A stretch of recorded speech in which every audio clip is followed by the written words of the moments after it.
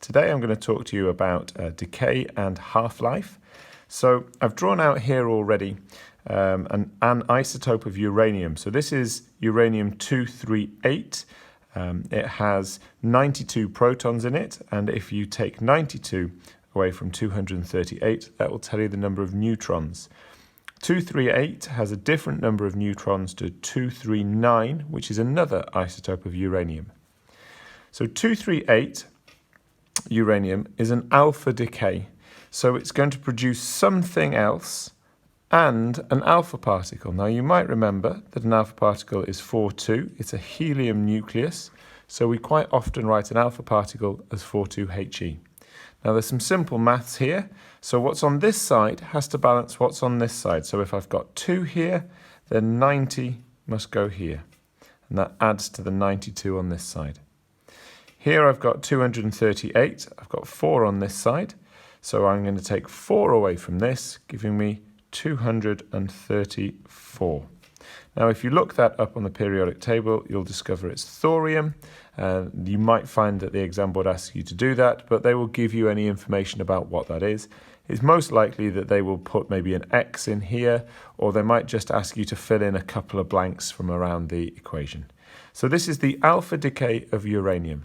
Now, nothing makes uranium decay. It's a spontaneous process. Nothing will make it do so. You can't warm it up. You can't change its surface area. You can't apply a catalyst. Radioactive decay is completely random.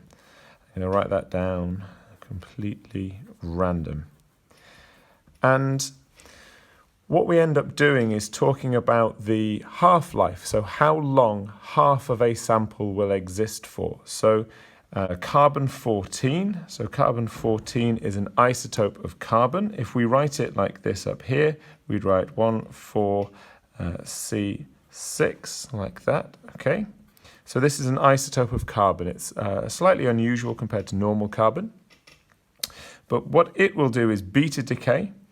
And here we have a half-life for carbon-14 of about 5,000 years. So what does that mean? Well, if I've got 1 kilogram of carbon-14, after 5,000 years later, or after 5,000 years, I will have half a kilo. Half of it goes away every 5,000 years. So another 5,000 years later, I will have half of this left behind, so that's 0.25 kilograms. And that keeps going. All right, so it becomes half and then a quarter of, and that's every half-life.